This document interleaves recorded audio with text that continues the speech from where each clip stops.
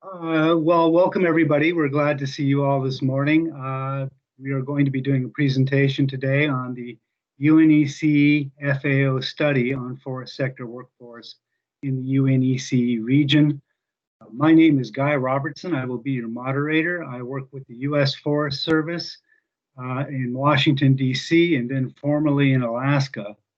And I've also been working with the UNECE for about 6 or 7 years now.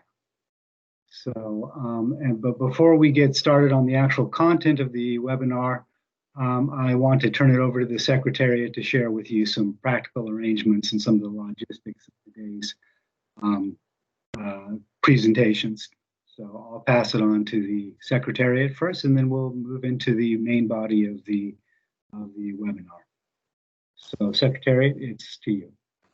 Thank you very much, Guy. I will keep it very brief. Thank you all for joining us today. We're very pleased to have you in such number. I will kindly ask you to keep your microphone and camera off unless you're speaking. Also, kindly note that this meeting will be recorded, so if there's any section of it at the end that you would like to come back to, you will have the opportunity to do so because I will share a link to the recording after the meeting. This meeting is organized in the following way. First, we will have some opening remarks from the Secretariat, FAO and UNECE, after which we will have 3 presentations covering and focusing on the recently published study. After each presentation, there will be a short question and answer sessions where you will be able to ask questions that should be more relevant to the particular presentation that you just saw.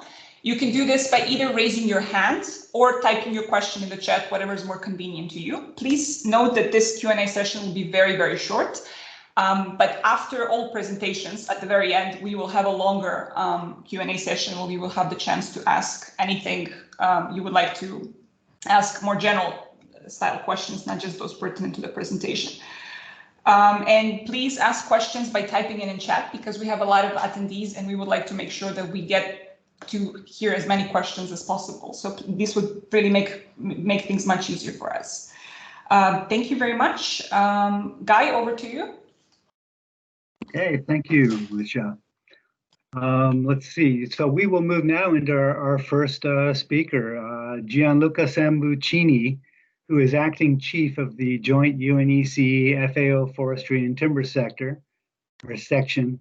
He has been working at the UNECE since 1994, and prior to which he worked at the European Bank of Reconstruction and Development. If I know that acronym correctly, it's EBRD. And I'll go ahead and turn it over to Gianluca. Gianluca, please go ahead.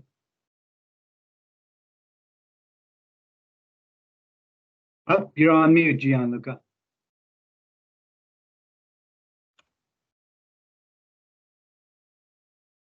Still on mute?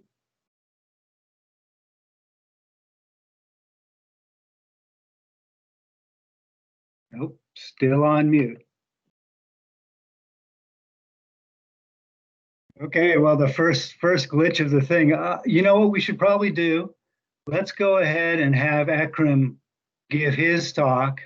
It's just a short talk. These are just introductions right now anyway, but at the same time, we'll pass it on to Ekram. And then I'm on.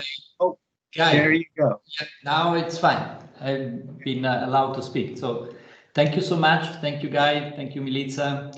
So ladies and gentlemen, colleagues and dear participants, it's really my pleasure to address you today on the occasion of launching the new UNECE and FAO study on forest sector workforce. The study is our first attempt to provide a wide-ranging overview of the social and economic trends which impact those employed in the forest sector, their safety, their health and work conditions. UNECE and FAO have a long-lasting tradition of working together on these topics, and already in 1947, the International Timber Conference had recognized the importance of the forest workforce and called attention to the importance of security of employment, adequate living conditions, technical training facilities, and better safety measures. A concept of joint work between UNECE, FAO, and also ILO originated a few years later in Geneva, and as a result, the joint UNECE, FAO and ILO Committee on Forest Working Techniques and Training of Forest Workers was founded in 1954. Since then, along with the changes of global economic context and the transformation of the sector itself, the forest workforce experienced a number of structural changes. And over the past few decades, the forest sector has undergone significant organizational changes, from large corporate structures to sectoral fragmentation and to outsourcing of work to contractors. Moreover, increased competition among different expectations for forest functions and the rise of ecological awareness impacted forest management objectives. And today, the employment in the forest sector in the UNECE region faces many challenges that other traditional sectors of economy do, such as aging and diminishing workforce or skill gaps. However, new challenges related to, for instance, climate change or green recovery after pandemics create increasing needs for professional working in biodiversity conservation, landscape management, forest monitoring and certification. These professions will reshape the perception of the forest jobs and the traditional image of forest workforce. And of course, UNECE stands ready to work actively with member states and the other stakeholders in the region to address old and new challenges that impact the forest sector workforce and to support occupational groups which may incur losses in the transition of the forest sector in the context of sustainable development. I really look forward to the discussion today, as well as to continue to work together with all of you on these important topics in the future. And I wish you all an inspiring session. Thank you, and I give back the floor to the chair. Thank you so much. Right. Thank you very much, Gianluca. It's good that we had our first technical glitch and we solved it very quickly and very easily. That'll be the last, I'm sure. I'm not sure. The next person that I'd like to introduce is Ekrem Yaziki. He's going to give opening remarks from FAO. He is the Deputy Chief of the UNECE FAO Joint Forestry and Timber Section and Secretary to FAO European Forestry Commission. Ekrem has over 25 years of experience in forestry at the national and international level. It's my pleasure to introduce him to you today. Ekrem, the screen is yours. Thank you very much, Guy. Thank you very much, Gianluca. Good morning, good afternoon, even good evening, ladies, gentlemen, dear colleagues and participants. It's also really a pleasure for me to address all of you on behalf of FAO and welcome to this webinar session. Let me start by honoring foresters and all the other people who work in the sector, invest in sustainable forest management and drive economic growth in the forestry sector of our region. We are here today at their service. As Gianluca indicated, this new study, among others, draws attention to the hardship of forestry work, and despite progress made in the last few decades, still existing challenges related to the safety, health and well-being of the forestry workers. Collection remains a priority in this area. I would like to take opportunity to thank the colleagues who worked on the study, those who helped review it, as well as experts in the countries and sub-regions who provided and translated information from their areas of expertise.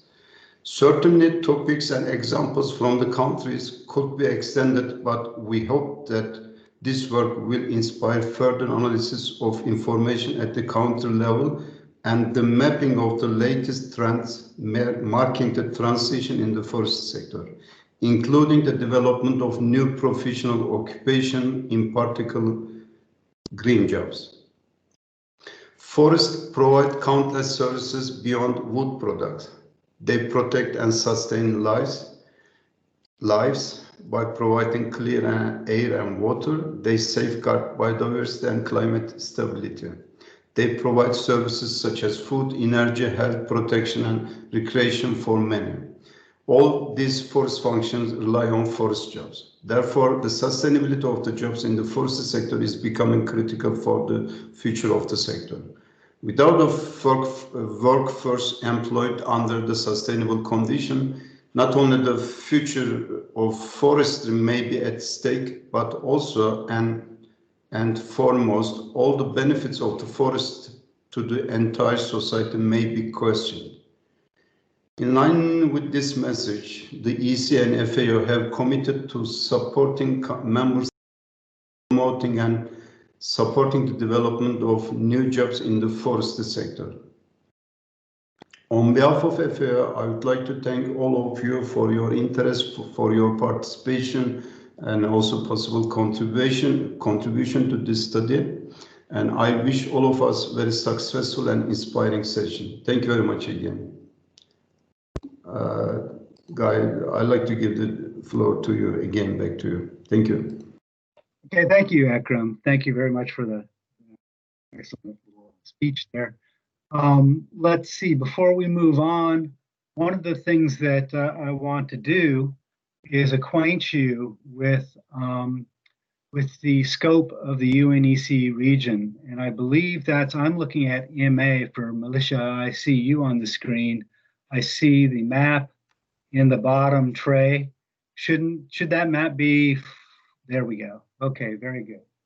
Thank you. Yes, no, I wanted to alert everybody to the scope of the UNECE region. It's actually a political construct, and it spans most of the globe on the Northern Hemisphere. So what we're looking at is we're looking at a collection of 50 or 60 countries, all of them with very different histories, very different geographies, very different conditions. Forest sector also has various levels of development and types of products being produced, or other uses, including various ecosystem services that people rely upon. It is really quite a large and diverse area to be looking at. And so that's one of the things that you should be aware of, that we're going to be treating a lot of countries. I think most of the information is centered primarily on the European side, but we'll see as we get into the presentations. Another thing to be aware of is that many of these countries have varying levels of capability in terms of reporting on employment. It's a expensive aspect of the forest sector to actually report on.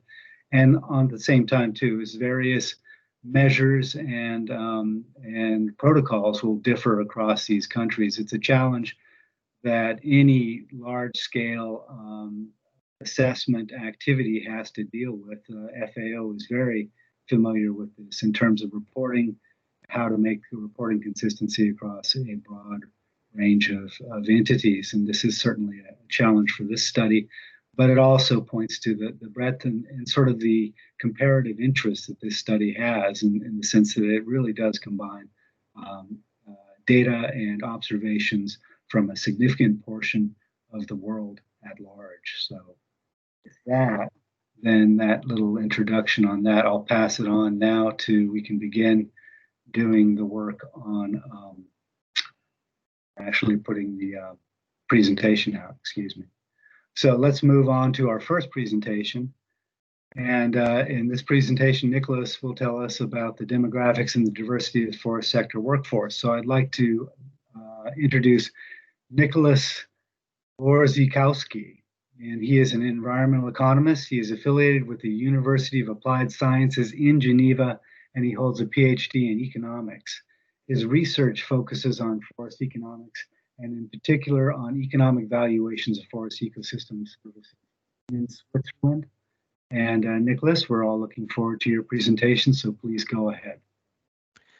Thank you very much. Thank you, Guy. Thank you for giving me the opportunity to present this piece of work that we did when I was a consultant at the UNECE FAO forestry and timber section. So first of all, if we have a quick look on the agenda of my presentation, the next slide. Yeah, so as I told you, I'll be presenting the economics and demographics of employment. So the first thing I want to talk is to explain a little bit the definitions that we have used in this study. Then I'll present the objective, data sources, and methodology. Then we'll have a deep dive into the data, into the statistics on employment in the forest sector, and then we'll open avenues for further research and see what are the next steps in doing this kind of research. So if we jump directly to the definition parts. Next slide there. Thank you. We define the forest sector as the sum of three subsectors. The first one is the forestry and logging subsector. The second is the wood manufacture, which does not include the furniture manufacture, but includes hardwood products manufacturing. And the third subsector is the paper manufacture in general, more pulpwood products manufacturing. This follows the ISIC classification of the UN, and it is in line with the FAO standard definition. We classified the UNECE region in five sub-regions. The first one is Europe, which includes the 28 European countries, well, including UK, Norway, and Switzerland. The second region is we grouped Eastern Europe countries with the Russian Federation. Third region includes the Balkan countries and Turkey. The fourth region, the Caucasus and Central Asia countries, and the fifth, the North America countries, Canada and the USA, which are part of the UNECE region. Next slide, please. Thank you. We define workforce as people engaged in or available for work, either in a country or area or in a particular firm or industry. This pretty broad definition includes self-employed and managers, but it has difficulty. This is a problem we had in this study, is the fact that it's difficult to account for seasonal workers or self-employed. But self-employed I still included in the definition, let's say, but less in the data. Of course, it is also difficult to account for informal or illegal workers, since per definition, the data is not existing for informal and illegal workers. Yes, you can go to the next slide. Thank you very much. Why did we want to do this study? What are the objectives? The objectives are to analyze the trends of the forest sector workforce, the current situation, but also what the trends are, how the sector was and how it supposedly will be. Identify drivers, challenges, and opportunities for the forest sector workforce, and also identify possible needs for data collection. Why? Well, to understand and assess risks bear by forest workers, promote indicator-based best practices in health and safety, and to attract and train the future forest sector workforce. This is important because we want to help the forest sector to be more future-proof, more resilient. There are many challenges that are coming. Climate change. These challenges have been mentioned already by Ekrem. But climate change is one challenge. Digitalization is another one. Yeah, so many challenges. And with this study and the data we present, we want to help assessing the evolution of forest workforce and help make this sector more future proof. The methodology we used for the study, we gathered scientific literature using, in particular, Google Scholar, but other tools for. Actually, I don't know if you remember, because everything was just quickly, maybe when you just started off. I mentioned this because normally.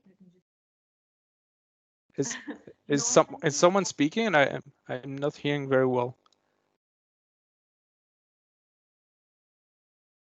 Yep. We can hear you, Nicholas. We also had some interruption on the Okay. line, but I think that's gone now. But we hear you now. Please go ahead. Okay, good. Thank you very much. Sure. Yeah, so I was saying we gathered scientific literature. Yes, thank you very much.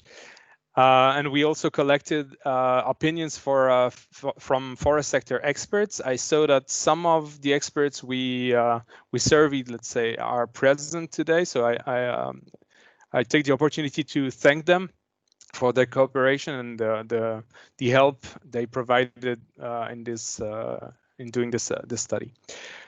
We also rely on national and international statistics, notably for Europe, Eurostat, but also the FAO forest resource assessments, and some national statistical offices, which also provided some very useful data. As I will mention later on, the comparability between all these national and international statistics is a bit is also a challenge that we had to face. The scope of this study, it was thought as an overview of employment in the forest sector, and the aim was to open room for follow-up research. So it's a first step, let's say, in this overview, and of course it requires a little bit more in-depth study. Some topics are really important and require will need some more in-depth study with follow-up research. As I told you, the furniture industry is not included in the data I will present, and unconventional workers are not included as well, which is yeah, it's a pity, but we don't have any data on that, so we can't present anything on unconventional workers. The limitations, I mentioned that already, but the statistical compatibility between countries and between regions was a very it was a great challenge. The definitions are not exactly the same everywhere, so this is a problem that we had to deal with in this study. And the second limitation is the bias towards English literature. There are more English studies on the topic, or at least we found more English studies on the topic, also because we are a bit biased towards English, probably in the team. And yeah, well, this caused a limited availability of timely statistical data in English. This was for the introduction, the limitations. If we now go to next slide, we will deep dive in the data. So the data said that we have 4.3 million forest sector workers in the UNECE region. Most of them are in Europe, 52%. A big part are also in Canada and the USA. It's about 30%.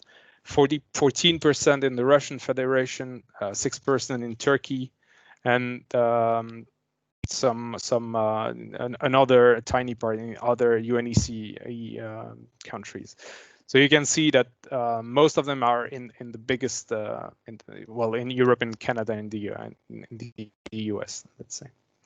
If we go a little bit deeper in the next slide, yeah, exactly, we can see that most workers work for the wood industry, the wood manufacturer.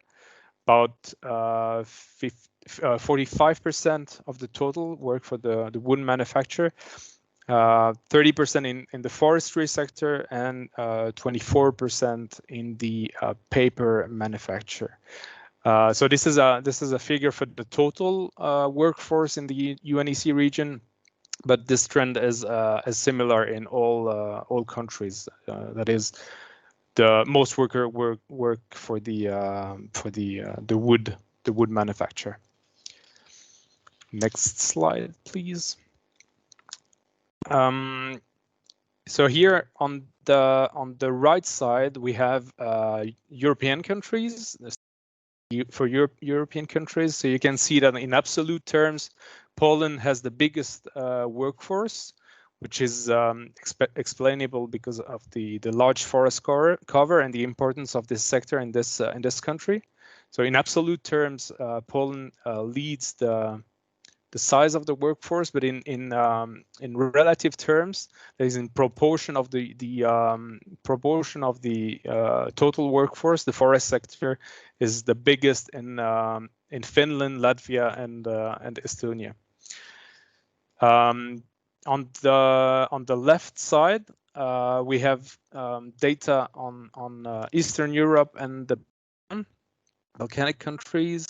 And here you can see that Ukraine and Belarus have the biggest forest workforce, and you can also see that indeed the wood manufacture workforce is where workers work the most in this sector. Next slide, please. So this slide shows the evolution of the forest workforce, forest sector workforce size from 2008 to 2016 in Europe 28 plus Norway and Switzerland.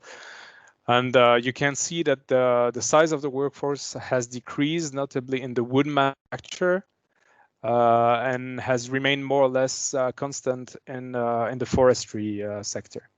So in total, in Europe, we observed a decrease of 18%, and this is a trend that is also observable in other regions of the UNEC region. In North America, for example, we observed the loss of 600,000 jobs on this period, which corresponds to 39% decrease. So we can explain that by the mechanization and efficiency gains and increased labor productivity, but also in other regions, notably in Eastern Europe and Russian Federation. This can be also explained by the transition to market economies. It has taken some time, but now the forest workforce decreases until a certain point, which is now more or less reached. In 2008, we also observed the economic crisis, the subprime crisis, which had a huge impact on the building industry and decreased the demand for wood products, which also explains this decline from 2008 to 2010 in the wood manufacture products, in the wood manufacture workers. A last explanation for this decrease is the transition from paper towards electronic formats. So this also explains the lower number of paper manufacture workers because of a lower paper demand. And last but not least, the forest workforce also decreases because of difficulties to find new workers, young workers, and qualified workers. This is the case in Europe and everywhere else. And yeah, this is a good transition to the next slide. Exactly, the evolution of workers aged more as 50 years old as a percentage of forestry workforce in Europe, and you can see that in all countries from 2000 to 2010, the percentage of old, let's say, workers has increased.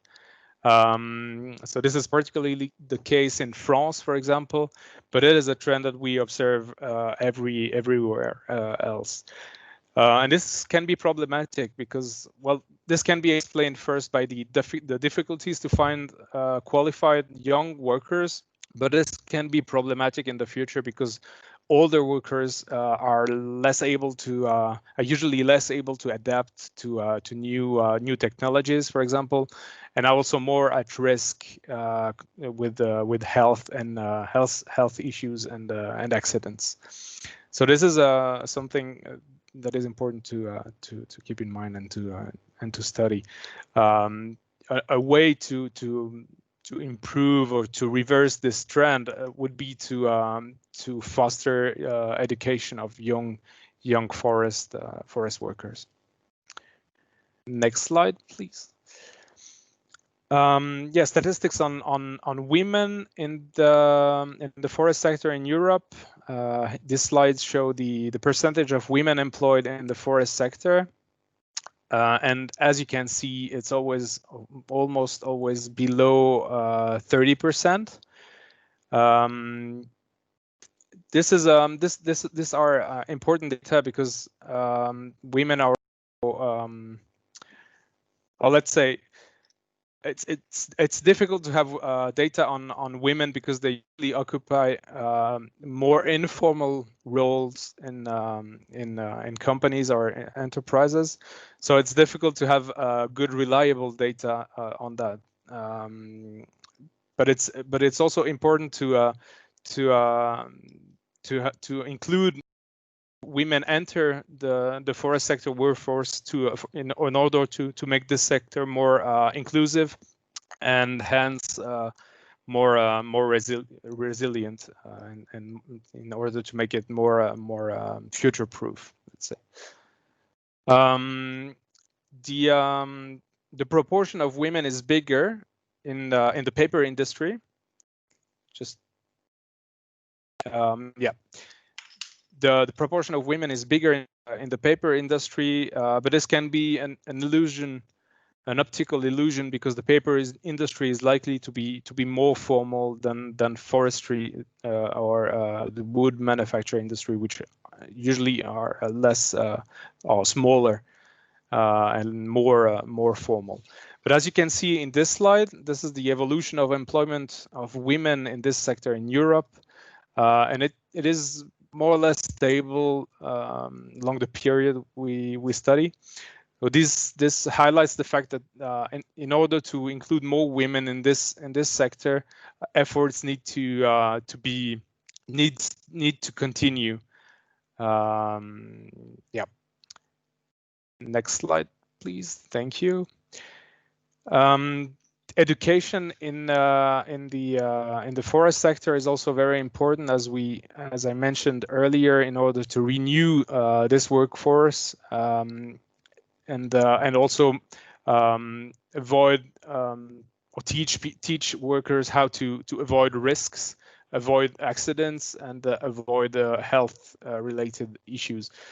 And as you can see here, the forestry sector is more educated than the wood manufacture sector. And this can be due to the presence of forest engineers and planification in many countries, and can be caused by the multifunctionality of forest management. But there is also more primary education in the forestry subsectors compared to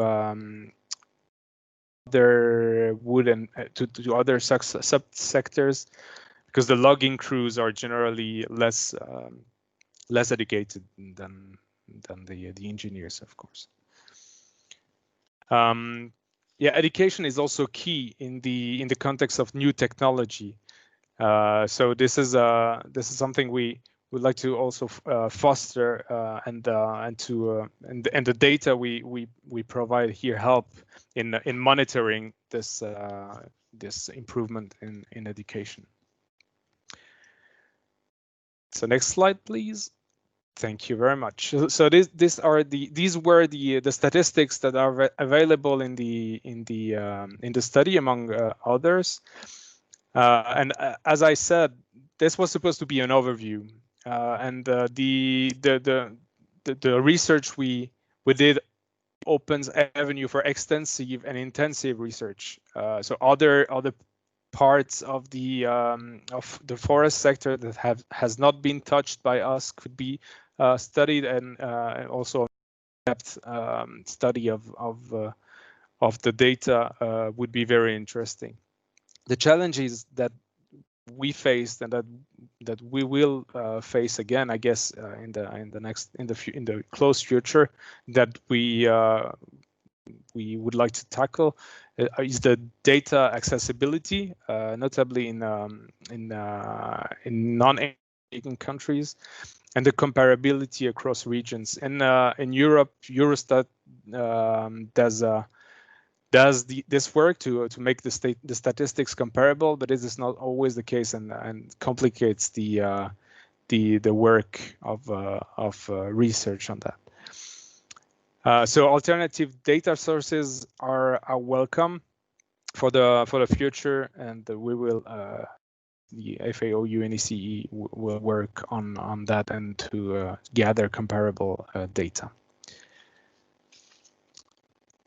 Thank you very much. I'm done with my presentation, so I will be happy to answer questions in case there are some. All right, very good. Thank you very much, Nicholas. Yes, we do have some time for questions after this presentation, and we'll have a discussion at the end as well. I guess we will open it up to the floor and take questions directly. Please raise your hand if you do have one, a question that is. And also, we are monitoring the chat, though. I would ask the Secretariat, and Militia perhaps, to keep an eye on the chat and let me know if questions evolve, because I'm kind of trying to multitask here, and that, of course, is always a challenge for someone like me. So first off, we'll look to the floor and see if anybody raises their hands. And I will give it a minute. Oh, we see a number of hands raised here. All right, very good. Let's see, I will go to, oh, yes, pardon me on the name pronunciations, Ratia Lippe. And I believe you have to be unmuted by the Secretariat. And if so, please go ahead. Let's see how this works. I've unmuted you. Can you please ask the question?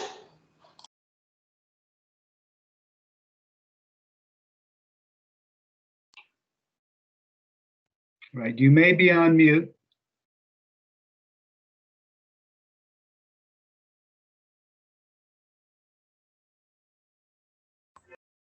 Well, thank you. We'll see about this. Hopefully you can get back on in a little bit. We will move on to the next question from Hakan Kilik.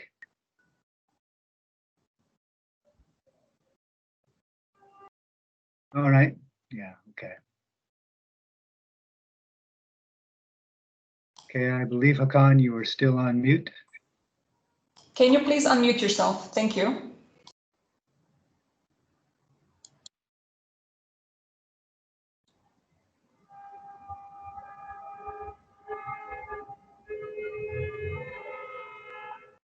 Yep, okay. Well, this is a bit of a glitch here. I guess we I see that Ljubko is on mute.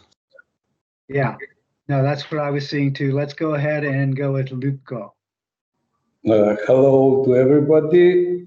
Thank you very much for the possibility to participate in this conference. My name is Ljubko Nestorovski. I'm a professor at the Faculty of Forestry in Macedonia. And I would like to congratulate the presenter of the great work that he had done. I have a couple of questions. First of all, are all these numbers and workforce accountable only for the direct forest workers, or it's together with the management, administration, and all the other, I would say, indirect working places that are connected with forestry?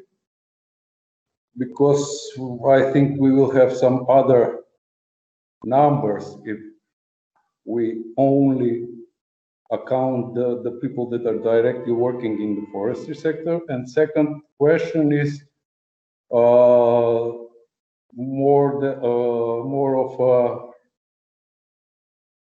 I would say,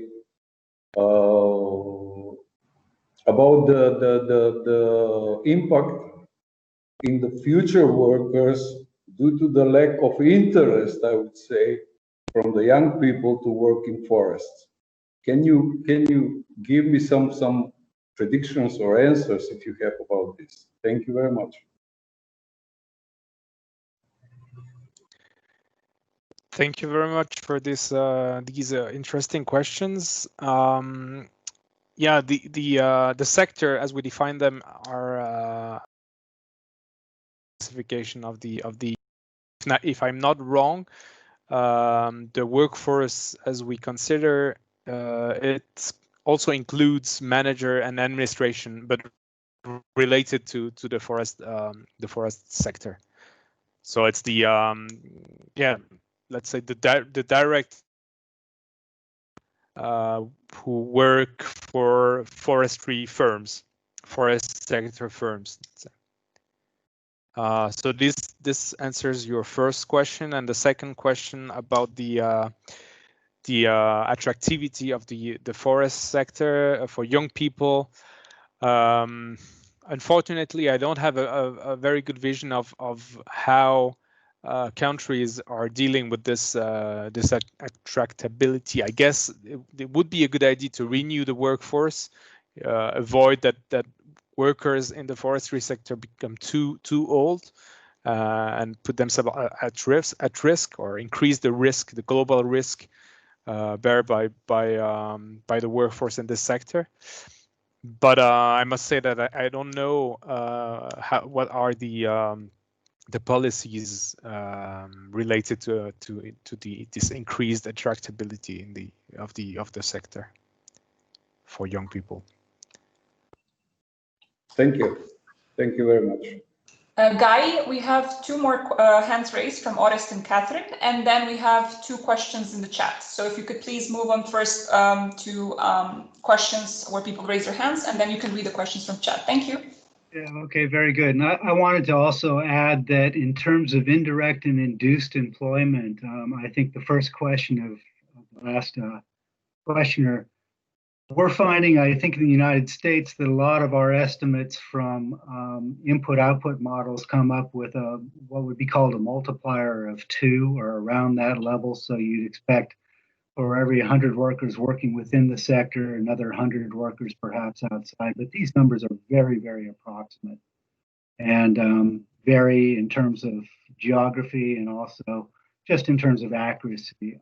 But in general, you know, that's what we're looking at is kind of a one-to-one basis between direct employment and the indirect and induced. Okay, so we'll move on to the next question from the chat box, or not from the chat, but from raising hands, and that would be Orest Kaiko. Please Orest, go ahead. Orest, please unmute yourself. Thank you. Okay, go ahead.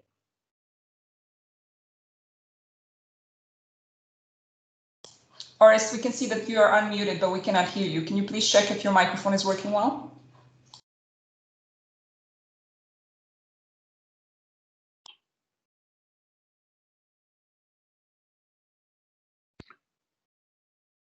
Okay, well, I guess we're having some challenges with this. We'll move on to Catherine Bowling. And please go ahead, Catherine. And I'm sorry, Orest, that we couldn't get your question. Hi, this is Katrine speaking. I hope you can hear me. Can you Yes, hear me? we can. Yeah. Okay, good. So this is a question for Nicolas. Yeah, I'm from the Bavarian State Institute of Forestry. And Nicolas, you mentioned that a higher share of women in the forest sector makes it future-proof. What exactly do you mean by that, future-proof? What I meant is that by including more women in the sector, it more acceptable and also more sustainable in the sense that studies have shown that that work provided by women in the is very complementary to other to work provided by men. Yeah, well, this is what I can answer so far. So bringing more complementary let's say skills in the forest workforce will increase its resilience and its future its resistance to future challenges. Okay, thank you. Okay, and then from the chat box, we have, first off, I'll go with Hakan because he tried to get on with his microphone. He says that, sorry for the mic problem. My question is about the number that explains workers from 2000 to 2010. I believe that was one of the charts in your presentation, Nicholas. And it raised or took his Hakan's attention because in Finland, he was asking why Finland workers had dropped almost to zero from the many that had been there before. Do you know the reason for this? Is this something that you've noted? Yes, if I'm not wrong, I'm afraid to say that the reason is that we had no data on this date for Finland. So it is zero, but it is artificially zero because it's unknown. Yeah, always a challenge for sure. Okay, and then Rachia also had Pepe, who had challenges with the microphone, also wrote in a question here, and this is, thank you for the interesting study. Did you find significant discrepancy between employment data from the FAO Forest Resource Assessment and Eurostat and the national statistical offices that you did looked at, and how did you deal with these discrepancies? Yeah, the data from these different sources are usually not comparable for some reasons or others, and what we choose to do is not to compare them because they are not comparable. So they a tendency, a trend, but usually we rely on Eurostat data or on data that are comparable, and if we did not have data that were comparable, we made a box with explaining the data. I invite you to read the study because it's explained in some cases where the discrepancies are clear. It's explained, but I don't have it in mind. Yeah. Exactly. Okay. Good. And that I goes hope you can hear me. Question. Excuse me. I am Oreskij Koi. I hope you can hear me, and I will be able to ask some question for Nicholas. Okay, Oreste, please go ahead. We're short on time, so please be quick, but I will try. Thanks a lot. Dear Nicholas, first of all, thank you for your presentation. Thank you for your study. My name is Oreskij Koi. I represent Ukrainian National Forest University, and I have two very simple questions for you. First of all, forest sector definition. It seems to me that we should initiate another definition because we cannot include furniture and very important some other branches which have deal with forest. And it seems to me using so-called systemic family approach, you know, imagine yourself that we cannot include in this family conversation, for example, the youngest children or maybe our grandfather. It's incredible situation. And the second question about future, you know, if you are talking about data that cannot count green energy with wood, wooden buildings separately, furniture buildings, I don't know, maybe some bioeconomy branches, it seems to me we will not be able to talk about our future perspectives. Thanks a lot, dear Nicholas. Thank you, Aras, for this interesting question. Yes, well, the definitions, we have made this choice, but of course, it will be interesting to have other definitions for this sector, but it is, I think, beyond the scope of this paper in particular. But as I said, this paper is viewed as an overview, and it's supposed to open new areas of research. And of course, I agree with you. I fully agree with you. In the future, some jobs that are not accounted in these statistics, but are linked somehow to the wood industry or the forest industry will gain in importance, and it is of course important to keep an eye on it. So I invite researchers to continue to follow up on our study. Okay, thank you. Yeah, no, I'll add, this is not be a topic for discussion now, but maybe when we get to the discussion period, it does strike me that the statistical reporting functions and categories that we use now are 30, 40 years old at least. And yet forestry has changed, and our relation to forests and various products and goods that come from them have also changed. And so it really is a question.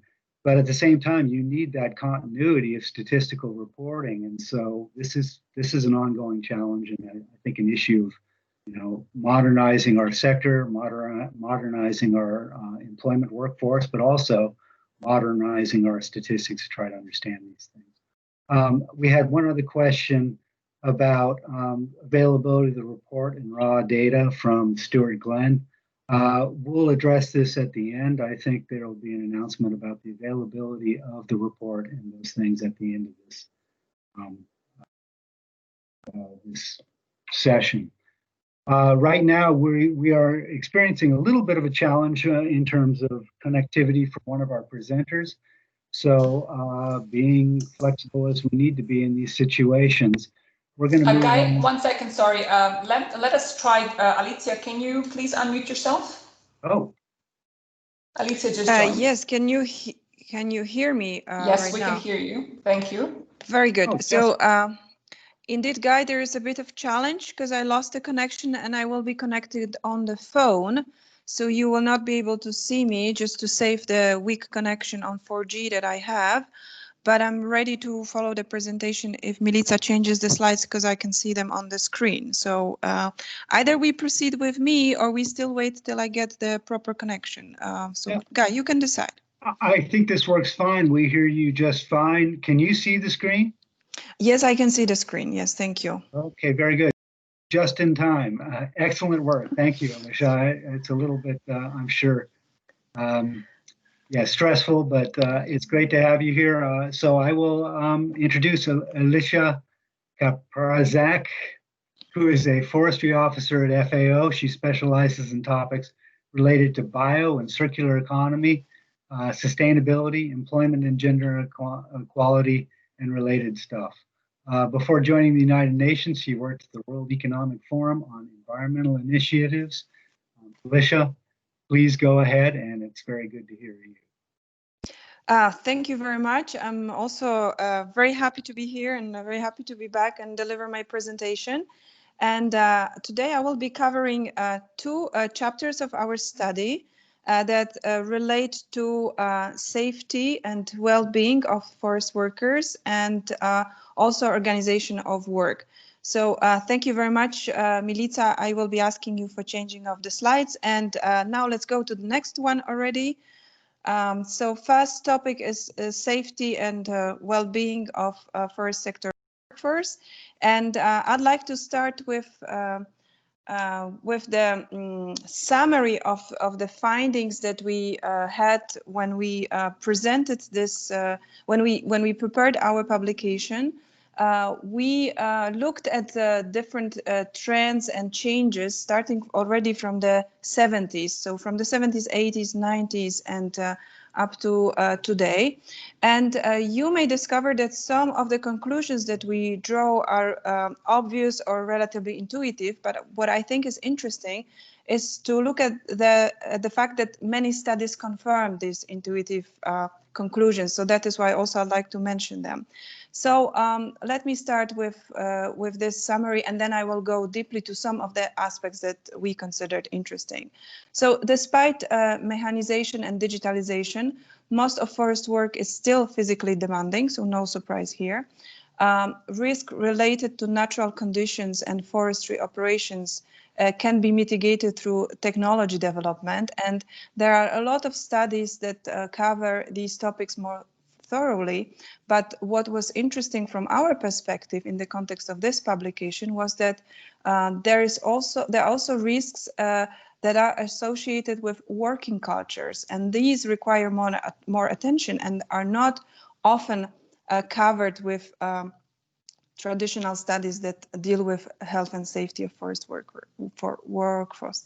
And further, also, we look at the data availability and comparability and challenges related to that, and also at mental health and well-being of forest sector workforce, as it is gaining more and more importance. Finally, also employment of women that requires special considerations in terms of safety and health. Next slide, please. So let us look at the health and safety information. What we can usually find in many studies is information about fatal accidents. But as regards other information, it is getting more complicated. There are different sources, different case studies, but at the international level and at the regional level, we do not have information that is of quality so that we can draw conclusions on specific trends, specifically as relates to occupational diseases and different types of accidents as well, not only fatal accidents. As regards the health problems, there's a lot of literature that covers the causes, the types of occupational diseases, and body parts that are injured. And we have quite a lot of information that is well classified already. But we discovered also that there are a couple of studies that are interesting that cover impact on productivity, impact on well-being of forest workforce, also the cost to employer related to accidents and health issues, cost to social security systems, and for instance, sometimes with very few studies that cover also status of vulnerable groups, for instance, safe employed and people employed in the informal sector. Why I mention that? I think it is very important to look at these questions as well, as they may be very helpful at evaluating better how the accidents in forestry sector and also some of the diseases can be prevented. We have this information, we can also have better background on how to follow up on the consequences of occupational diseases. So the conclusion there is that we in the study have some cases of studies that provide that information, but there's still more to be done in that area. Next slide, please. We further looked at the risks that impact also forest work, and no surprise here you will see in a lot of literature that risk can be combined of those that are related to natural conditions and also to forestry operations. And natural conditions are those related to terrain, also weather conditions and temperatures. And there is a part of risks that is related to human behavior, how the work is organized in terms of procedures, how the worksite facilities are arranged, if they are ergonomic or not, do they create problems, risks, and do the workers use personal protection equipment, if there is such equipment and if it is used properly. I think there are a lot of studies in mainstream that cover these topics, but we looked further at social studies. And next slide, please. discovered, or we wanted to also review what are actually the, if you think about human behavior, what are the personal and social risks factors that impact this behavior. And there are studies that show that gender can be such a factor that impacts the workers' behavior. And naturally, without going too deeply into specific stereotypes, about men and women, we discovered that there are differences, and these are related to specific criteria such as competitive behavior that is more observed among men, the display of confidence also displayed by men more than by the attitudes of challenging the authority and procedures, also acceptance of injuries as part of the job, and willingness to report problems. So if you put it on the scale, on one side you have men, which have a tendency to be stronger on these factors, and then when you look at women, then for instance, they are more willing to report problems, and they are not willing also to accept injuries as part of their attitude towards work. I think it was very interesting to discover. Then further, we also looked at age, and as regards age, the studies are inconclusive, because we had some studies in some countries that confirmed that we have more accidents when among younger workers who have less experience. And then we had also studies that confirmed that there are more accidents among older workers who have more problems with attention or reactivity, who also require more breaks during the work shifts. Then we further looked also at level of education and professional training. And here, no surprises. The general trend is that the lower the education and professional training, then there are more accidents, and the more you go high in the education and training, then statistics and information, also empirical studies show that there are less accidents. Further, we also looked at a very interesting criterion, which is employment status. And when we move to the next slide, please, then we are going to see specific trends also related to that. So, for instance, logging contractors are more prone to accidents than employees in secure jobs. And in this case, the size of the company is not significant, it doesn't matter. Employees of public companies take less risks compared to private sector. Again, it can be linked to the pressure on productivity. Accident rates are lower among long-term direct workers compared to temporary workers and seasonal workers. Also, self-employed workers and private forest owners' exposure to risk is the highest. Status of vulnerable groups in the informal sector was not studied because we were not able to find relevant sources or enough sources to draw conclusions. Next slide, please. Here I'd like to talk about the challenges that are related to data availability as regards evaluation of accidents, occupational diseases, and other health and safety related aspects. We face two major challenges, two major groups of challenges, we may say. These are challenges related to data comparability and also data interpretation.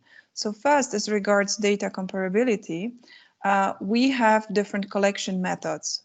For instance, if we look at indicators related to accident statistics, we have some sources that give us statistics of number of accidents per number of hours worked, per number of cubic meters of wood harvested.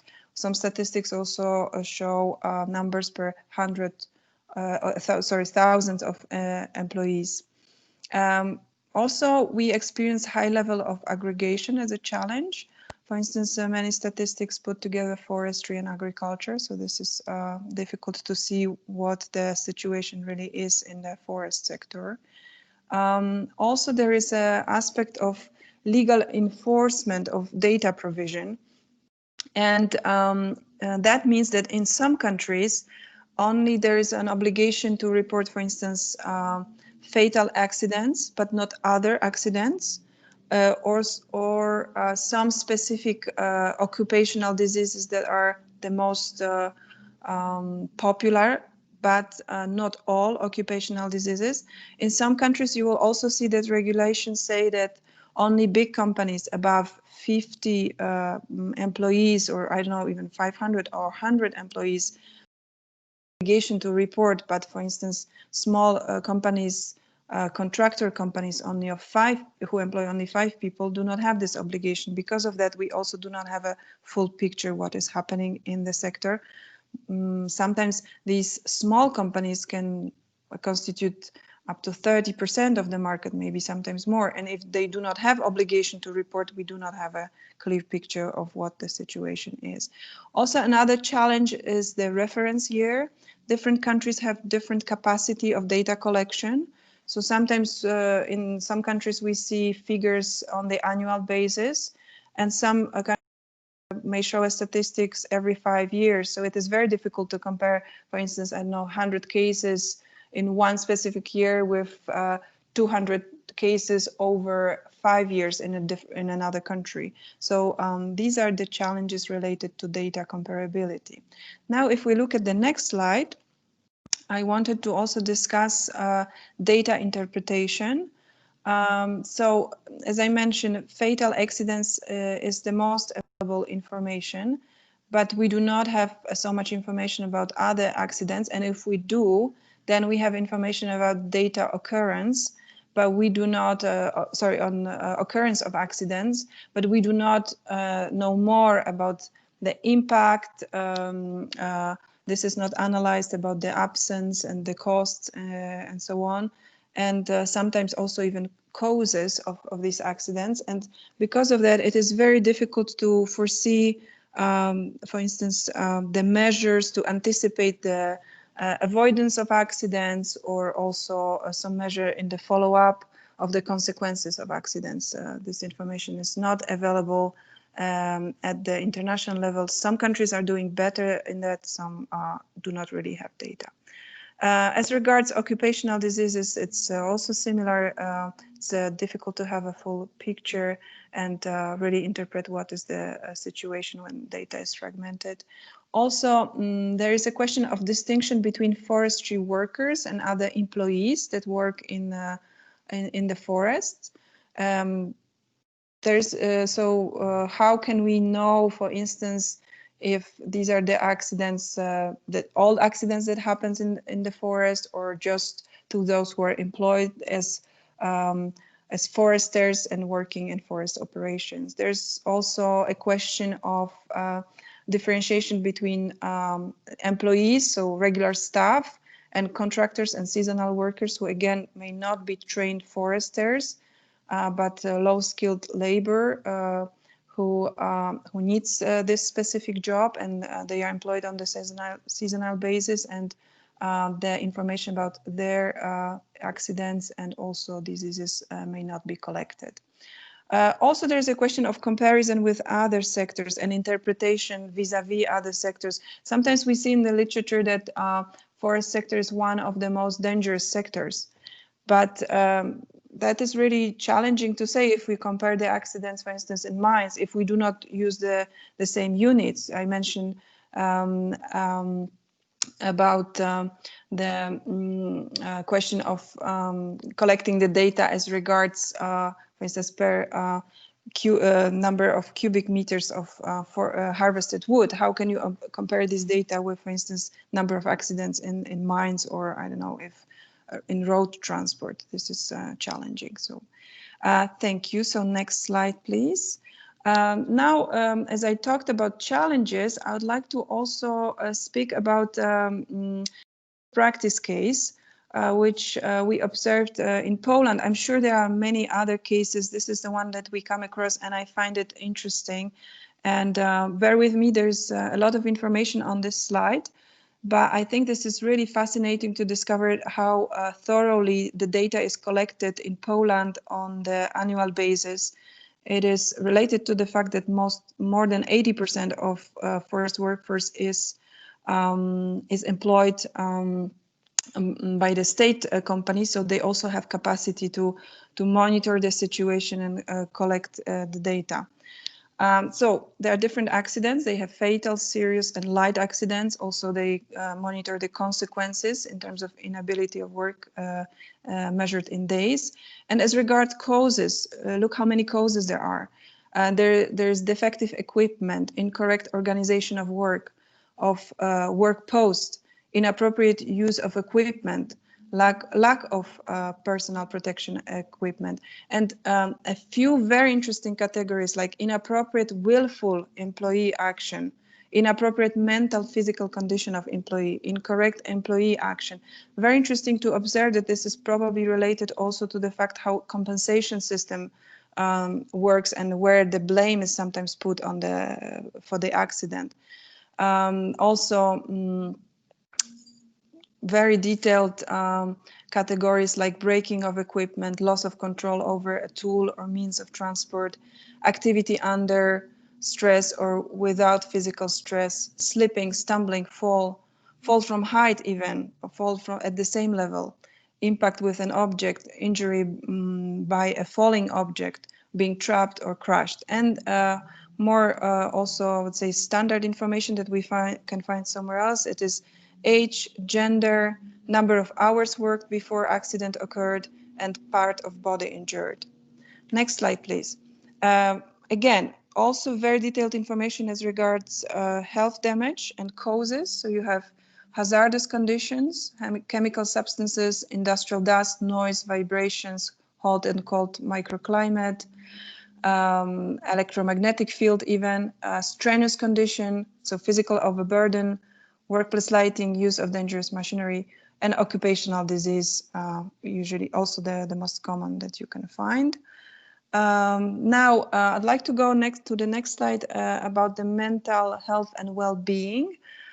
So as we took the perspective from 70s, we also see that the question of mental health and well-being is getting ground.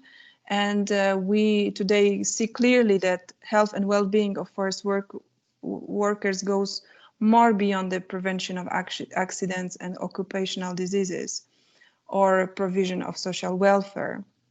Today, there are many factors that impact psychological issues, and luckily also more and more social studies that appear that deal with these questions. And here I wanted to show you some criteria. So, for instance, the perception of job status that has been declining in some countries. For instance, if you look at the countries that undertook a transition, economic transition in the 90s after the collapse of the Soviet Union, but also in many other countries, I think you can observe in some traditional occupations the degradation of the job status.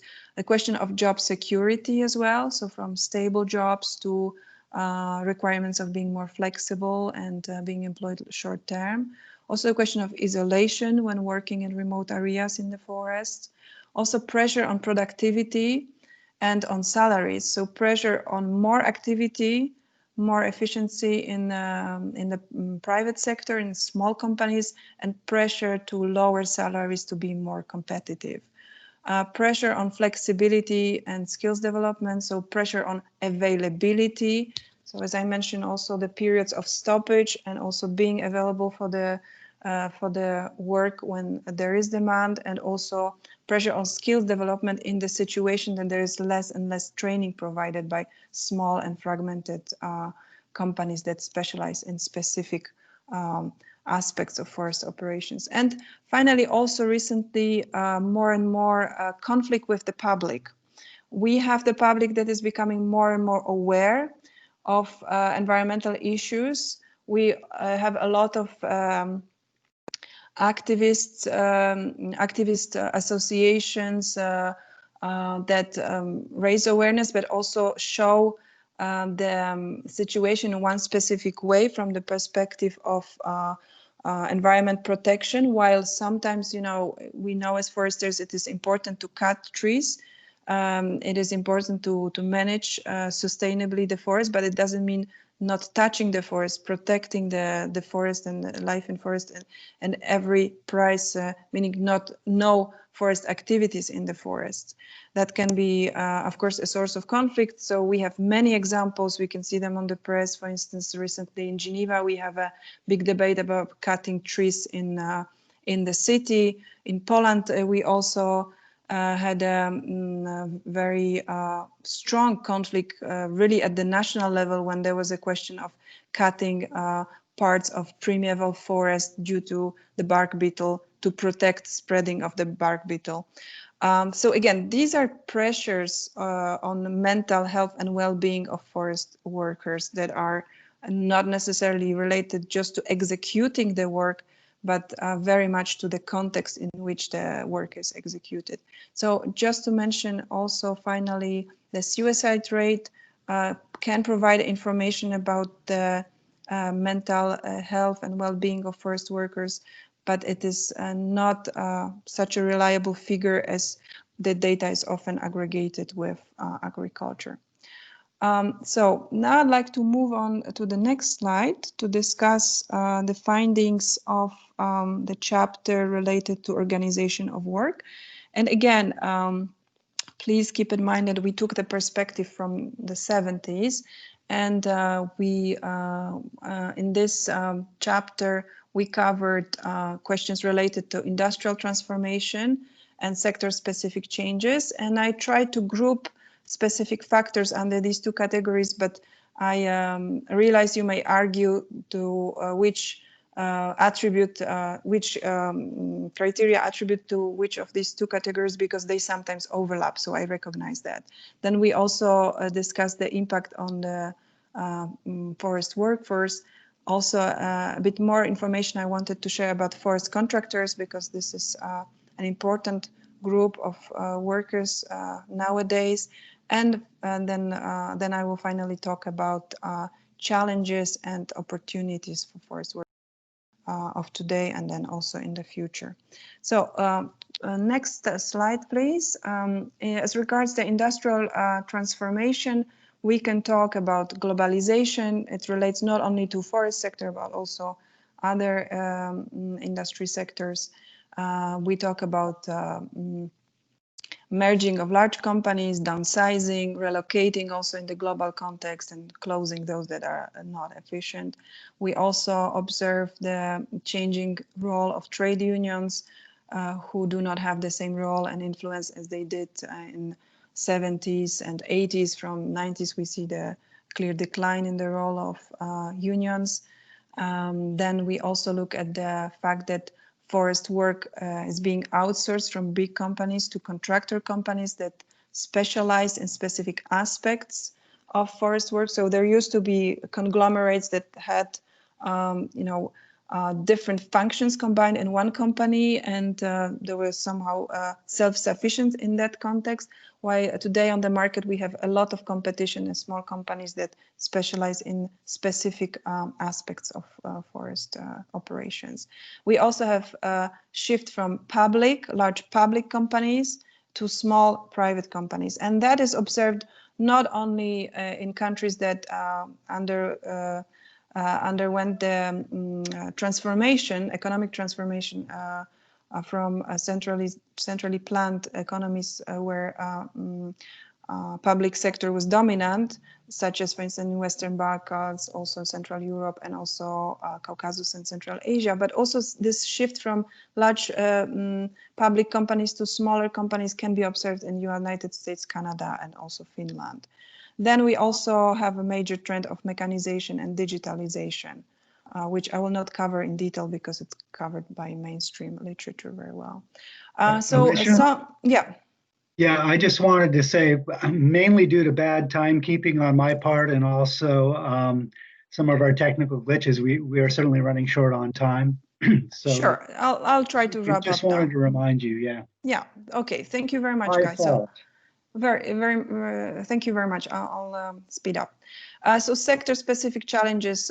So with globalization of commodity markets, wood and not wood forest products, rural depopulation, aging workforce, sector fragmentation, which I mentioned, collapse of some export markets also that impacted the forest workforce, and evolving priorities from timber production to multi-purpose management of forest ecosystems, and also the emergence of informal work.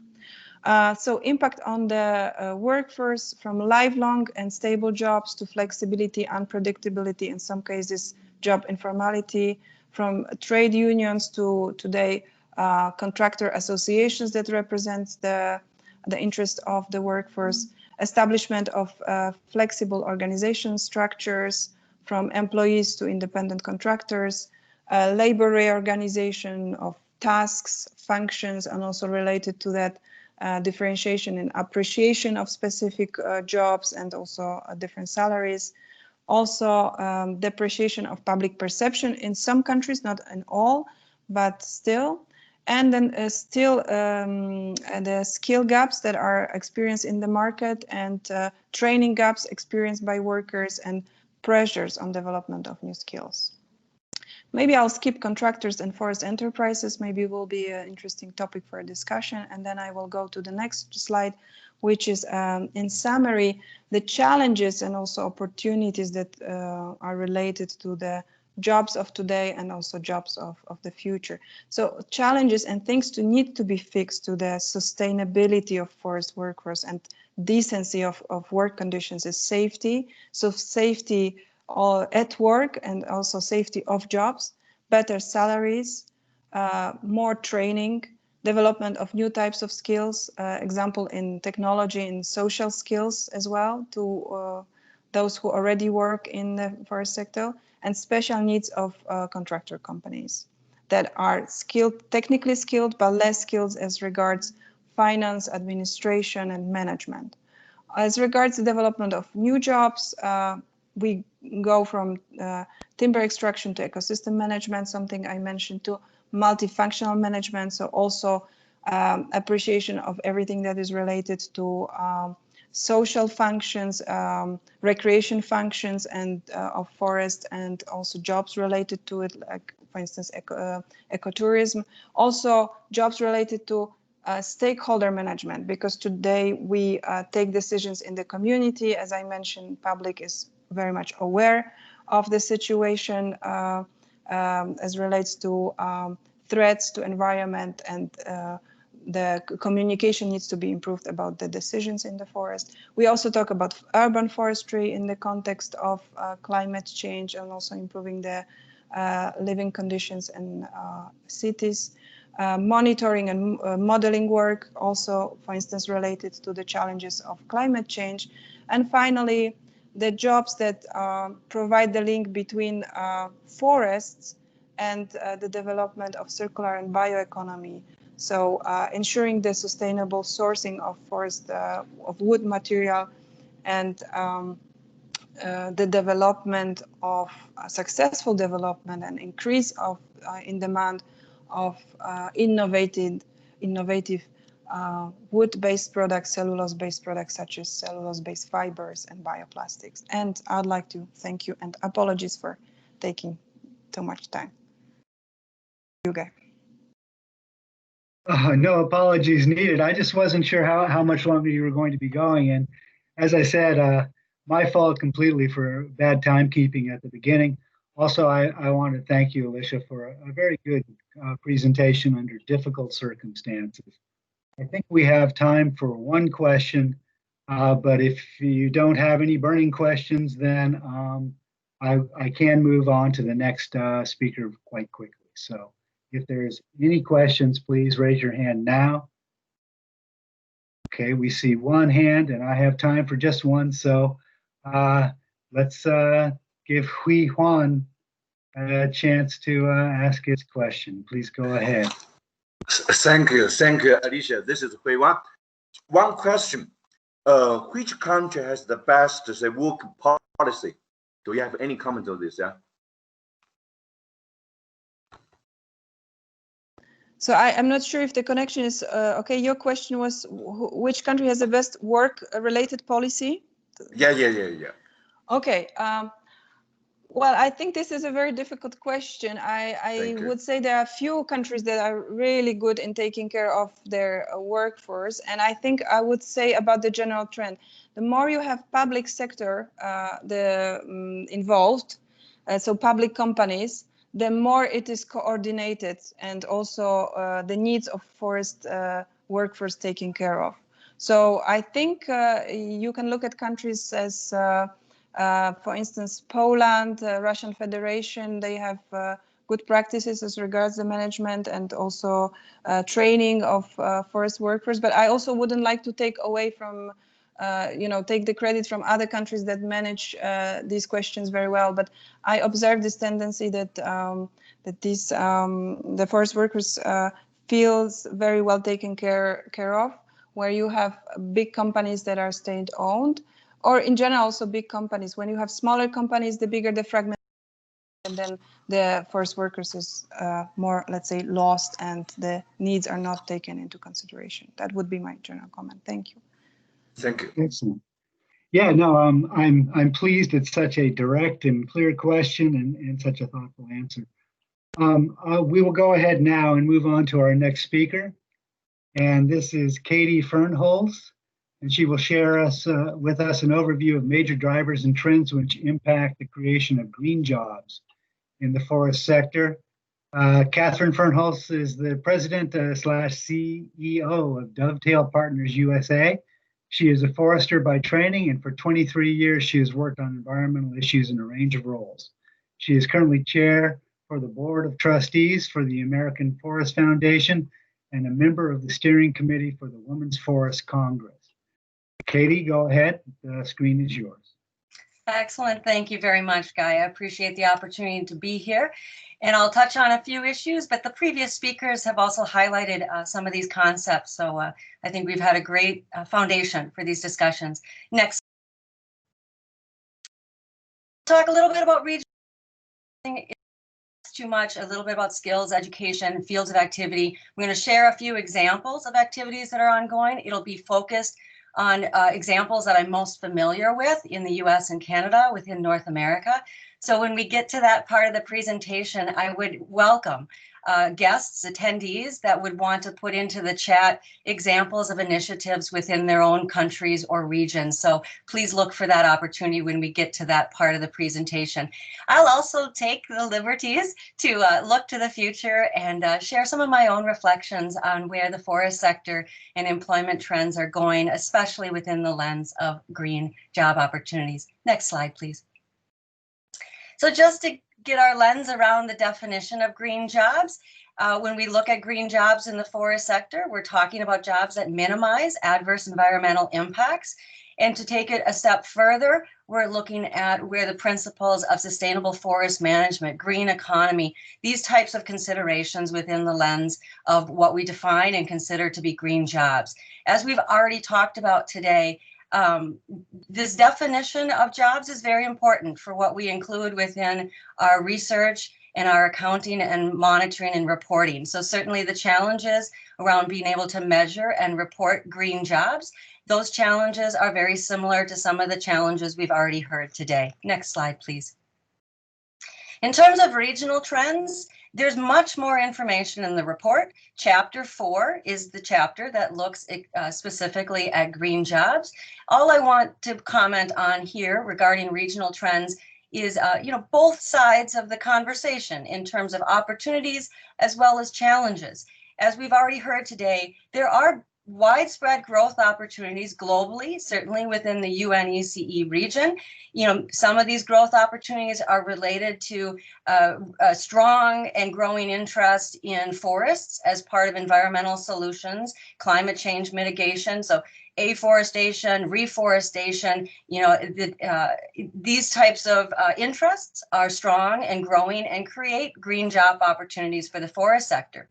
We have also seen new product innovation, whether we're looking at bioenergy investments or mass timber and in the built environment, opportunities for wood materials or very high tech types of innovations like nanotech and some of these things. So we see opportunities around new products and access to new markets.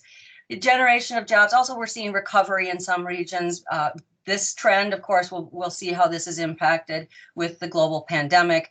But there are these opportunities, and they are fairly widespread through the UNECE region. At the same time, the challenges are also widespread. And as we've already heard, there are challenges related to demographics, whether that's inclusion of diversity of age, race, or gender, or challenges around the aging workforce and recruitment of young workers. These demographic challenges are also fairly widespread. We see challenges related to policy and economics in terms of barriers to the forest sector and expansion of forest management, these types of things. There's a need for technology and research so that we can continue to apply best practices and be innovative. And we're also seeing this need, it comes up around marketing and investment, whether this is marketing to influence public perception for recruitment and workforce development, or just to attract investors to the forest sector. Next slide, please. With skills and education, training for new workers, retraining of existing workers, these are some of the trends that we're seeing. It's been spoken about already in terms of diversification technologies, interest in science and the STEM types of careers. And as Alicia touched on, of course, the issues around worker safety and ensuring decent work and security for the forest sector workforce. Next slide, please. So within this, I want to just touch on a couple of areas of opportunity and need. And one is around innovation. In terms of we're seeing new product development and investment in research and product development, mass timber as shown in this picture, and greater use of wood within commercial construction is one example of that. And for these innovations to take hold, what we've seen is the need for enabling policy, whether that is policy that supports the research and investment, policies that support education and outreach, policies. What we've even seen when it comes to mass timber is building code changes are very important enabling policies for these innovative products to gain market access. So supported by research and education, investment, and marketing. But new product development and innovation, this whole system has to come together in terms of the policies, research, education, investment, and marketing, that there's a system there for developing new products and innovation that create these green job opportunities. Next slide, please. We're also seeing growth for green jobs in the forest sector within across the landscape, but especially within urban environments and the continued emergence of urban forest management and even urban wood product development and utilization of materials coming from urban environments. This can connect to cities' goals for green infrastructure and more resilient cities, as is also articulated within the SDGs and number 11 about sustainable cities and communities. So we're seeing green job opportunities outside of the traditional rural forest sector and in more of our urban and suburban environments as well. I'll touch on this again at the end in terms of some of the balance that's needed here. Next slide, please. Monitoring and research is identified need, as has already been talked about today. In order to really understand trends around jobs in the forest sector, we need to look at the data that's available, gaps in that information, and even how we define and segment the information to make sure we're able to inform our decision making based upon good insights into employment status and trends. And so that requires government policy to support the types of monitoring and research that's needed, and specifically within the context of green jobs, so that we have the metrics and the reporting to be able to articulate the impact of the forest sector on national economies, and also to set goals and measure progress against those goals. Next slide, please.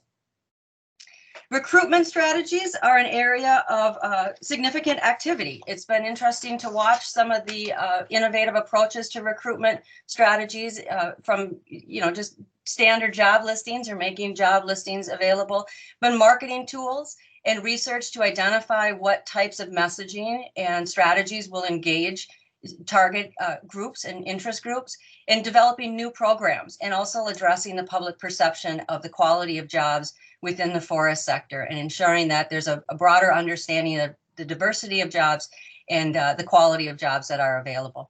Next slide, please. So this is a summary of the fields of activity that we see for promoting green jobs in the forest sector. And one of the basic concepts is to look at jobs, green jobs, through that lens of forest ecosystem services, a broader sense of what green jobs entail. And so we certainly see organizations talking about jobs in the forest sector much more broadly to include recreation and social benefits and services such as forest bathing and some of the health benefits of spending times in forests, considering those additional dimensions of forest sector work within how we think about green forest jobs, to broaden it and to fully account for the many societal connections to forests. Also recognizing that green jobs within the forest sector are well established, and there's a lot there to build upon.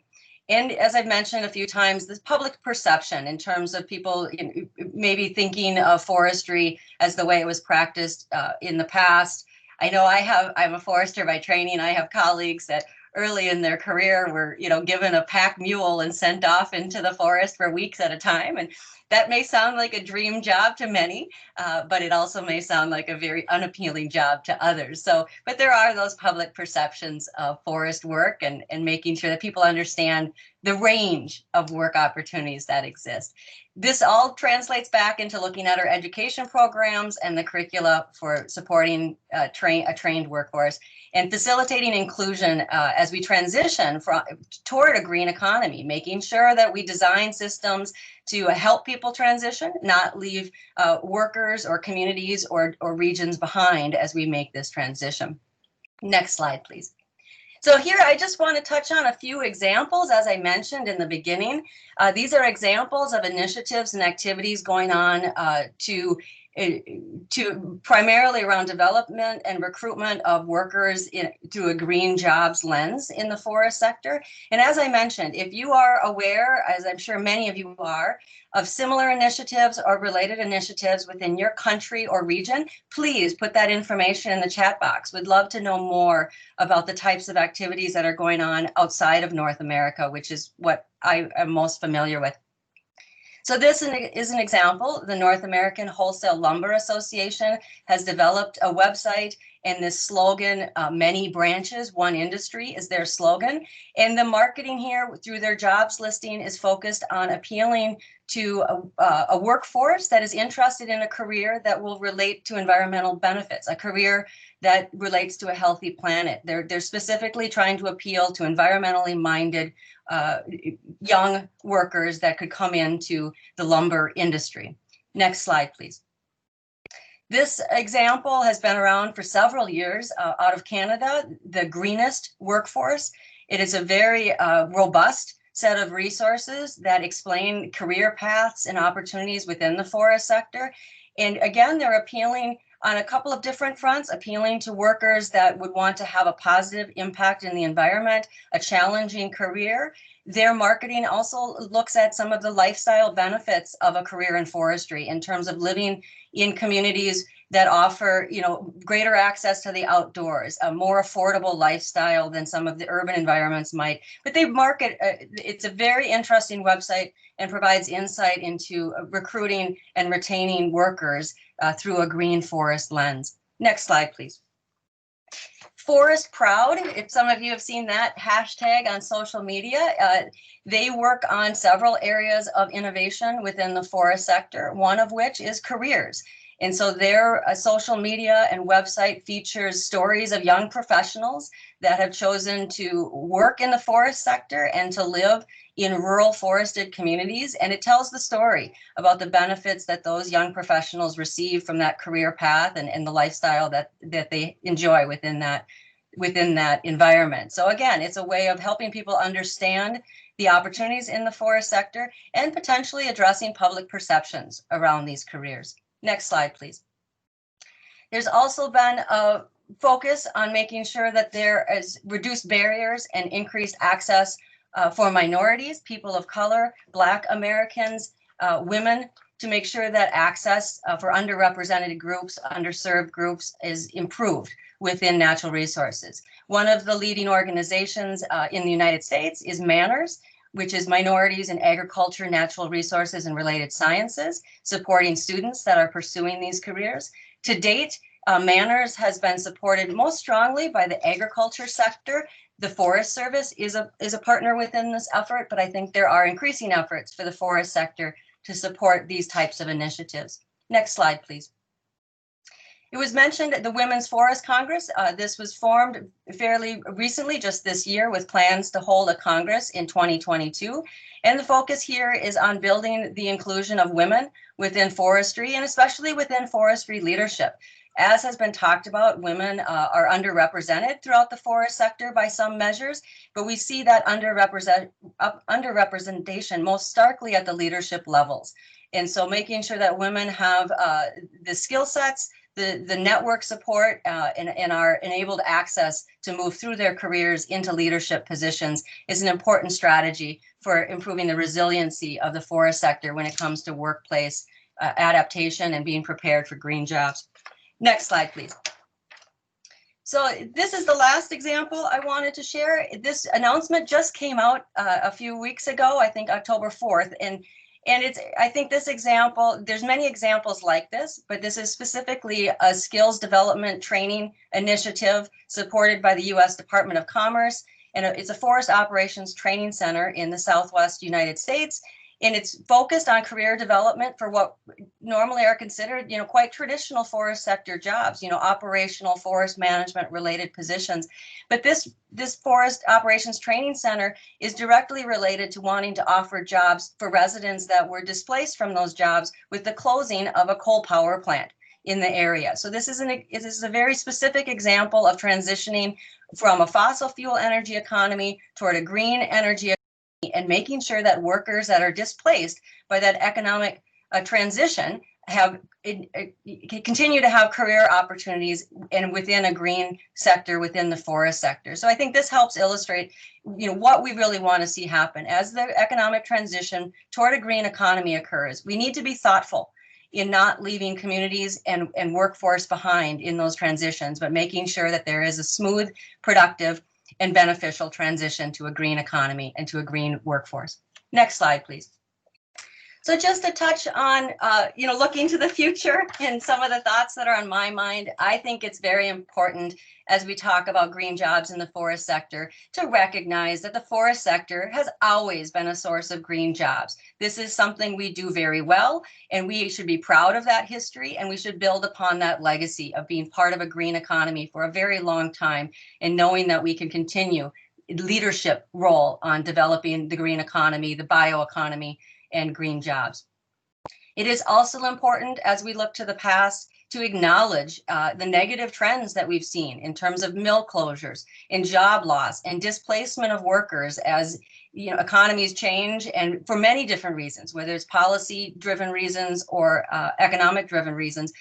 But there have been negative trends. There are communities and groups where jobs have been lost, and we need to address that inequity. We need to address those challenges.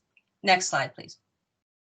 So to address those challenges, these are some of the thoughts that come to mind for moving forward. And the theme here is really committing to inclusion, making sure that our investments and developments within the forest sector are comprehensive, that we create and retain opportunities across the landscape in rural communities, suburban communities, and urban areas. There are opportunities for green jobs in the forest sector across the landscape and across our communities.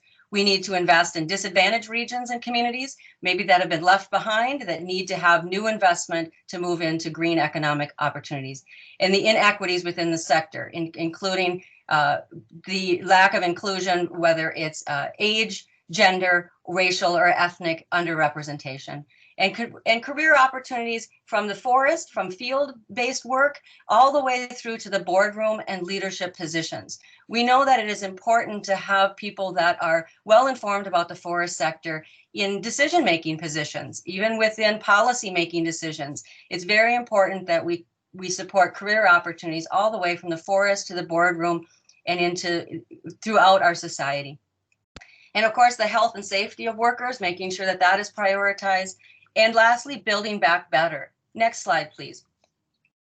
On that final note with Building Back Better, I hope that many of you saw the announcement that came out from the Advisory Committee on Sustainable Forest-Based Industries earlier this month in their statement addressing Building Back Better with sustainable forest products. I think this statement articulates the goals that are widely shared in the forest sector, and it acknowledges the importance of livelihoods and green jobs as well. So I encourage you to view that statement if you haven't already seen it. Next slide, please. So thank you very much for the opportunity and for your time and attention. I appreciate being able to be here. And Guy, I return the floor to you. Thank you. Okay, thank you very much, Katie, and thanks for explaining and showing us how many different sort of initiatives are going on. I see also in the chat box people have responded to your request, and I'm sure there's a lot more stuff going on all over the place. And I'm reminded that in many ways, these approaches are ways of assessing a resource, especially in a lot of rural areas, a resource of people that perhaps is quite underdeveloped, and it represents a good opportunity to do that. Let's see, we got 12 minutes for general discussion. I think I will move immediately into general discussion, but at the same time, as I ask for questions, if people have questions for Katie, please bring those up. You can make them generalized, or you can address them to particular presenters.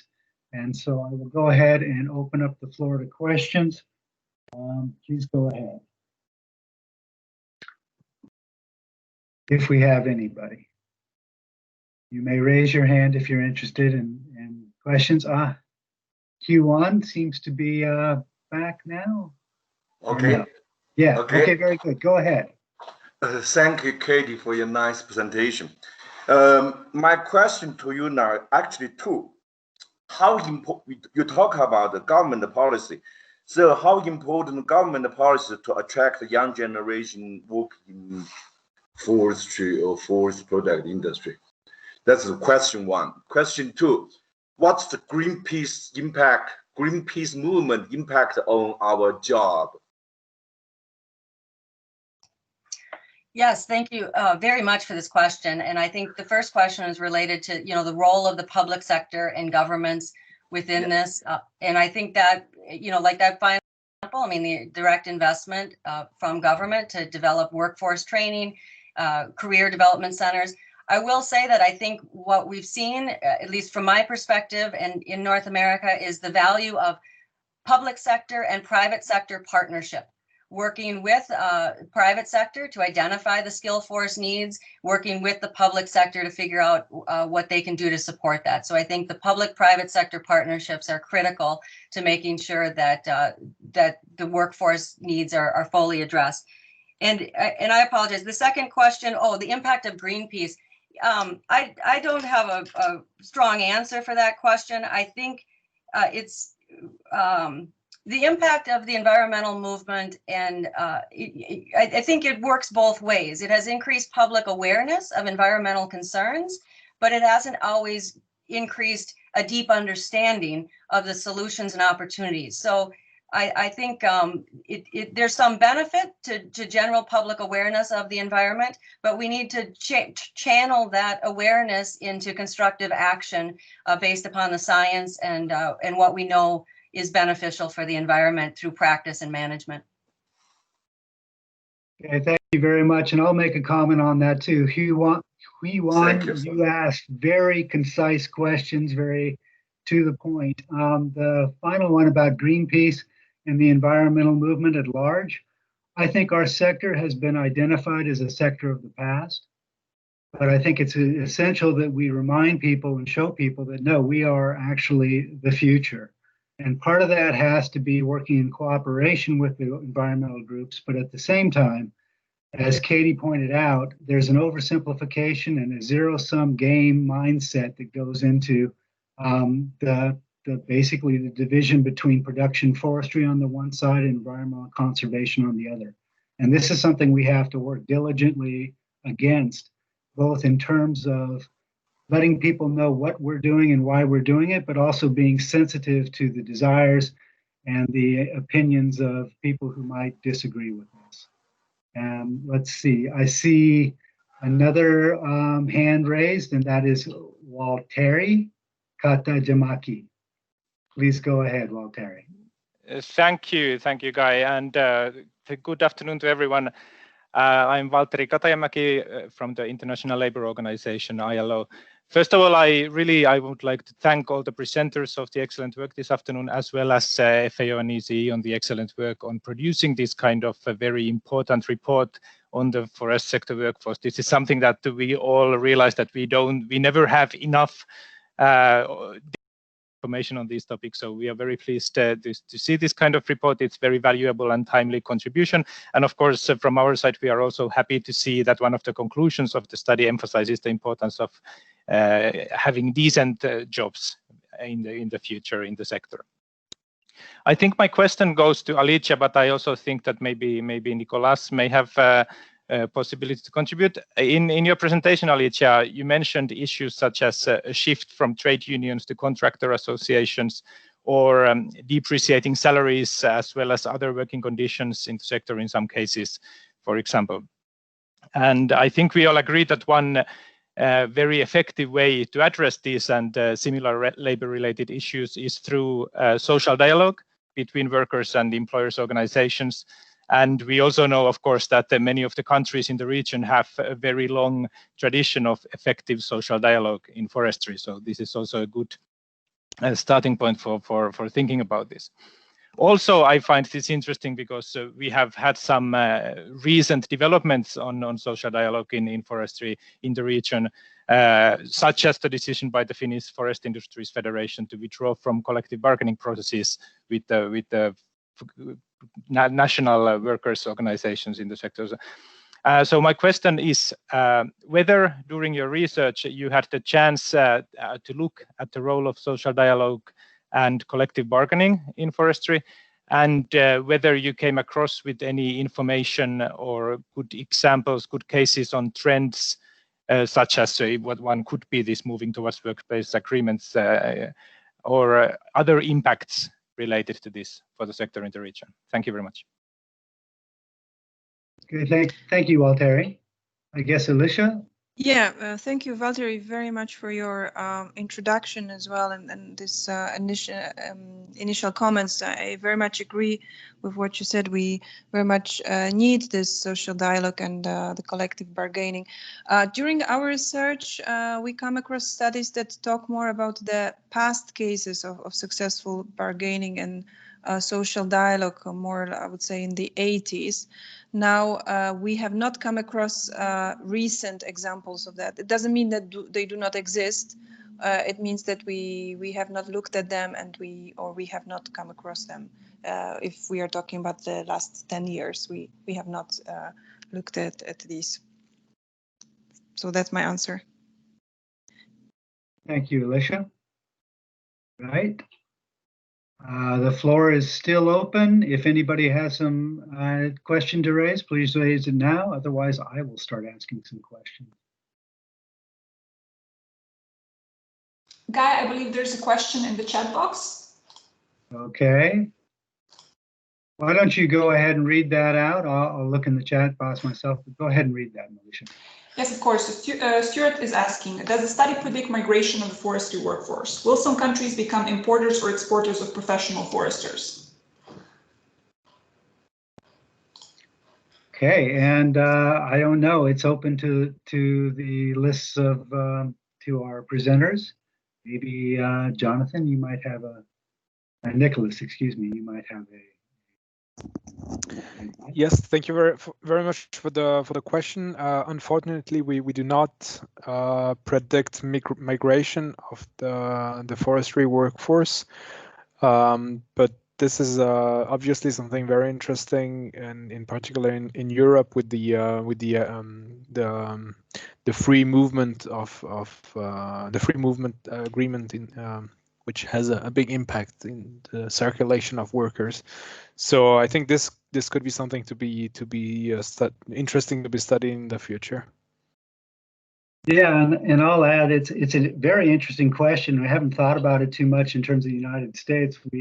tend to think about what happens in the United States mostly, but at the same time, there's a lot of regional movements. And one of the things that we've found, I think, is a true observation, is that a lot of people engaged in forestry are also very much place specific. In other words, they identify with the place where they live and where they stay. And so maybe the migration is not quite so high with people like that, as opposed to some of the more metropolitan types of job descriptions.